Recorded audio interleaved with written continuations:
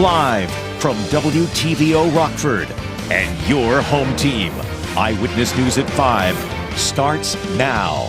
A Rockford family displaced after a large fire at their home. We take a closer look at the damage. And thousands gathered in Chicago to celebrate the LGBTQ+ community. This year meant more than just pride. Many are also marching for their rights. Plus, after getting rained out yesterday, Heritage Days resumes under perfect weather. Sights and sounds from Belvidere. Good evening, I'm Marissa Lessner. Thanks for joining us tonight. One person is dead, another hurt after the vehicle they're in rolls over early this morning. It happened around 12:45 a.m. on US 20, half a mile west of Rink Road. The Stevenson County Sheriff's Department says they found the vehicle on its roof in a field. The driver was taken to Freeport Memorial Hospital and was pronounced dead. The passenger was also taken to the hospital. No word on their condition. The cause of that crash is under investigation. A Rockford home is badly damaged after fire rips through it. The fire department got the call around 3:15 this afternoon to 3084 Stone Market Avenue. As you see here, the back of the home was badly damaged, most of it charred down to the studs.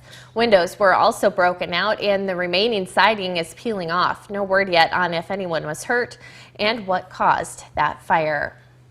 We have an update in the triple shooting at a Chicago warehouse. Police say this man, Charles McKnight Jr., pulled the trigger. This happened at WeatherTech in Bolingbrook yesterday morning. One person was killed. A second victim remains in critical condition. We also learned McKnight was a temp worker at WeatherTech. At the end of his shift, the victims confronted him, believing McKnight robbed two co-workers previously. An argument broke out and police say McKnight opened fire. He's now charged with murder and attempted murder. A Machesney Park Marine killed in a training exercise in California returns home this week to be laid to rest. An escort will bring Nathan Carlson home from O'Hare Airport on Thursday. The funeral will be held Saturday at Harlem High School, where he graduated in 2019. Several groups, including the Patriot Guard and Warriors Watch, have been invited to honor Carlson's life. The West Riverside Walmart is now on the RMTD bus route. Today marks the first day of service. Buses will stop at Central and Riverside on the 40th minute of every hour, with the exception of 5:40 p.m. RMTD says the new stop is something riders have been wanting for a long time. Time is running out for voters who want to avoid the lines on Election Day. Tomorrow is the last day for early voting. Rockford voters can head to the Board of Elections on South 6th Street from 8 until 5. Winnebago County voters can go to the clerk's office on Elm Street in downtown Rockford from 8:30 to 7. For a full list of polling places, you can go to Cast Your Vote. Head to mystateline.com. Emotions are still high days after the U.S. Supreme Court's ruling on abortion. Pro-life supporters are celebrating the decision as a victory for life. Pro-choice supporters are protesting nationwide. And as Lucas Tomlinson reports, they're worried about the domino effect it could have on other civil rights. Legal abortion on demand! As demonstrations continue across the country in response to the Supreme Court's decision to overturn Roe v. Wade, so-called trigger laws restricting or banning abortion are now set to go into effect in at least a dozen states. As of today, abortions are illegal in our state, and they're only allowed to save the life of the mother. Legal scholars say the ruling is one of the few times in history that the court has struck down an earlier decision establishing a constitutional right, one that Republicans argue was not envisioned by the founders. There's nothing in the Constitution giving the federal government the right to regulate abortion. There's nothing in the Constitution that creates a right to abortion as a constitutional principle. Democrats say the decision erodes medical freedom and will put women in danger. This decision and this policy will kill people, and that's what the data shows, and that's what the statistics show. Republicans have been quick to point out the ruling does not ban abortion nationwide. Every state is going to have the ability under the court decision to make its own decisions. Several companies have already announced plans to cover travel costs for employees who have to leave their home state to get an abortion, though these policies will likely face legal challenges.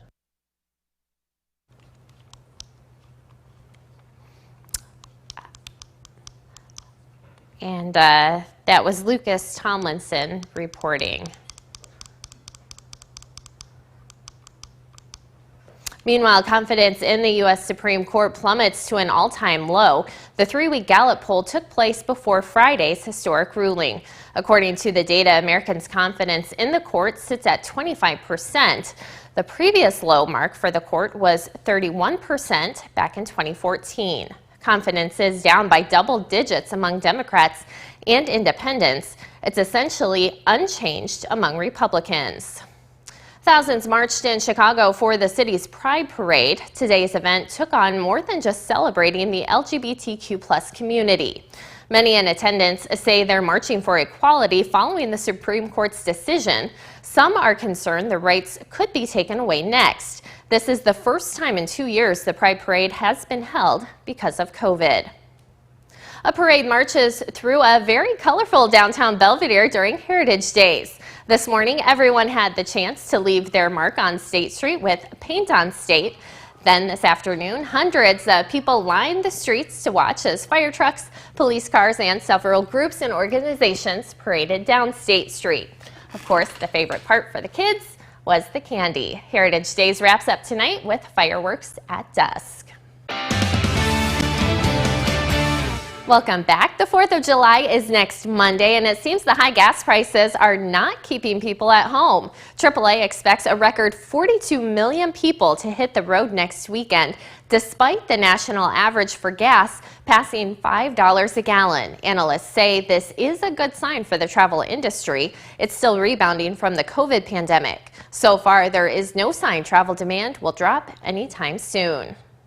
President Biden is overseas discussing foreign policy at the G7 summit in Europe. The president, along with other leaders, want to provide financing for quality and sustainable infrastructure. This money would go to developing and middle-income countries, but the trip has been overshadowed by Friday's Supreme Court decision that overturned Roe v. Wade. Mary Alice Parks is traveling with President Biden and has more. President Biden meeting with key allies, the war in Ukraine and its economic ripple effects front and center. President Biden asked about the latest Russian missile strike hitting a residential neighborhood in Kyiv, telling reporters, more than barbarous. But the president's trip abroad largely overshadowed by the Supreme Court's decision back home, the news sending shockwaves around the globe. The Roe v. Wade judgment, when it came out, was of huge importance psychologically for people around the world, and it spoke of the advancement of the rights of women, I think, and I regret what seems to me to be a backward step. Before leaving, the president saying the Supreme Court has made some terrible decisions lately. The White House promising to protect women's rights to cross state lines and to obtain the abortion pill, as well as protect federal agencies and employees who carry out reproductive health services from any criminal or civil liability. But fellow Democrats looking for more. 34 Senate Democrats writing to the president calling on him to take immediate action to use the full force of the federal government to protect access to abortion in the United States. Senator Elizabeth Warren adding, it also means asking the President of the United States to make abortion as available as possible with the tools he has, including medication abortion, including using federal lands as a place where abortions can occur. Now, here at these meetings, the leaders say they want to find new ways to make sure that Putin and the Russian government pay for the invasion of Ukraine. The U.S. and some of the partners announced a new ban on Russian gold. But real questions about what a difference that will make, because Germany and some of the European nations here did not join the ban. Mary Alice Parks, ABC News, Austria. Now, your first warned weather forecast from Chief Meteorologist Candace King. Well, after some much needed rainfall yesterday morning, it has been a gorgeous but windy Sunday afternoon. Winds sustained from the northwest, anywhere from 10 to 20 miles per hour. We have had some gusts today close to 30. That wind speed will subside just a little here later this evening, but look for a rather breezy evening. But if you've got anything to do out there tonight, weather outside of wind not going to be too much of a factor as we hang on to that clear clear sky and comfortable temperatures too. 79 right now in Janesville, 78 in Rockford. We did make it up to 79 comfortable degrees today. 75 currently in Freeport, Rochelle, DeKalb, Dixon, and 75 our temperature now down in Sterling. 76 for our weather watcher Ben up in South Beloit. Dew point temperature sits at 50. A nice contrast to some of that higher moisture we've had here over the last couple of days, which has made it feel a little bit more on the muggy side. Tonight is going to be an open the windows kind of night. Temperatures in the low to mid 50s, down to about 54 degrees. Our winds will ease up just a little here through the night tonight. Tomorrow, almost a carbon copy of what we had today. A little less in the wind department. Plenty of sunshine, very comfortable start out there. We'll see a few clouds pop up for the afternoon. High temperatures back into the upper 70s, right around that 80-degree mark. We continue with that sunshine here this evening. We take you live out at the Park Hills Golf Course. You see the flag whipping around, so it is still going to be a little bit on the breezy side, but as I mentioned, high pressure comes closer to us and that wind speed will subside. All the storm activity has been down to the east, down to the south. A little dip kind of in the jet stream across the upper Great Lakes. That is what's helping bring down that cooler, less humid air along with that northwesterly wind. Now the rainfall yesterday, much needed because we have come off of a very long dry stretch. We've had hot, windy days, which in the summertime are usually never a good thing, right? Because it can whisk that moisture right out of the soil, which is what we've seen over the last week to week and a half. So many areas picked up close to an inch of rain yesterday. Yesterday we had 9/10 of an inch. Still puts us though over a 2-inch deficit for the month of June. So we've had just a handful of measurable rainy days here this month, and that does bring us back down below average. We started the year off with below average precipitation. Saw a little bit above there for March and April, which was nice, helped to bring us out of that kind of long-term drought deficit that we accumulated from last year. But with those hot, windy, and dry days the last week, week and a half to a couple of weeks for some, that's kind of pushed us back down. Also coming off of a rather dry May as well. Now, the days ahead, we do have some rain chances, but nothing at this point that looks like it would really be anything too measurable. As we go through the night tonight, temperatures will drop down into the low to mid 50s. Again, lots of sunshine, still a little breeze for tomorrow afternoon. High temperatures back up near 80 for the day. We're right back into the low to mid 80s on Tuesday. There is a cold front that'll work in from the north Tuesday night. That'll bring us a very slim chance for a shower, maybe a rumble of thunder north of Highway 20. That's it. It lifts back north as a warm front, brings us close to 90 degrees on Wednesday. I think we hit the low 90s there, Marissa, on Thursday. Again, small chance for a thunderstorm Thursday night into Friday. Some of that will carry over into the holiday weekend, but right now, majority of that looking dry. Now sports with Reagan Holgate. There's no question the White Sox have had their fair share of injuries this season. They currently have 10 players on the IL list. Tony La Russa actually told reporters after yesterday's game that his players are under strict instruction to slow it down running towards first base. But the last thing they wanted to do was slow down today in the series finale with the Orioles. The White Sox were up 3-1 going into the fourth. Then came this run from Zavala. It's a base hit single to left center, and that would bring Jose Abreu across home plate to make it 4-1. But maybe the biggest storyline of the day came from Dylan Cease on the mound. He notched a new career-high 13 strikeouts today. He's the first pitcher to have 11-plus strikeouts since Lucas Giolito nearly 2 years ago. He got a standing ovation from the fans at Guaranteed Rate Field when he walked off after 7 innings. Much deserved. The White Sox hold on to avoid the sweep and win 4-3. This one just finished up in St. Louis. It went into 10 innings, but the Cubs closed it out to win 6-5. It was a huge 5-run fourth inning that propelled the Cubs to tie things up. Then it was Contreras in the top of the 10th to tack on another one to put the Cubs ahead. The Avalanche are back in Tampa tonight for Game 6 of the Stanley Cup Finals. They lead the series 3-2 and are looking to bring that cup back to Denver. While the Lightning are hanging on, Colorado has a chance to hoist one of the most iconic trophies in sports with a victory tonight in Tampa. The Lightning will continue to play without center Braden Point, who is still dealing with a lower body injury. The Lightning broke out early in Game 5 to take the lead and secured the win with a third period goal from Andre Palat. When both coaches were asked post-Game 5 what they need to see from their guys in Game 6, the consensus was just to keep doing what they're doing. You get the lead, you defend, you kill off penalties, score on the power play, and then when you need the big goal at the end, you get it.